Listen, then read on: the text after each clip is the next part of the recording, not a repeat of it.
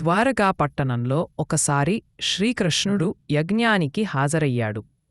ఆ యజ్ఞంలో సత్కారార్హుడెవరో నిర్ణయించాలనే సమయంలో అందరూ ఏకగ్రీవంగా కృష్ణుడే పూజార్హుడని అన్నారు. ఈ బిడ్డ చేతుల మీద ఉన్న మూడవ కంటె బిడ్డ యొక్క శత్రువే అతని మరణానికి కారణమవుతాడు. తల్లిదండ్రులు భయపడ్డారు.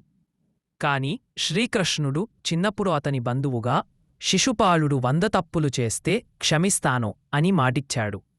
అలా శిశుపాలుడు పదే పదే కృష్ణుని అవమానించాడు. చివరికి యజ్ఞసభలో 100వ తప్పు చేసినప్పుడు శ్రీకృష్ణుడు తన సుదర్శన చక్రం ప్రయోగించి ఒక్క క్షణంలోనే శిశుపాలుడి తలని ఖండించాడు. ఎందుకంటే అతను యుగాలుగా ద్వేషరూపంలో అయిన భగవంతుని స్మరణ చేస్తూ ఉన్నాడు.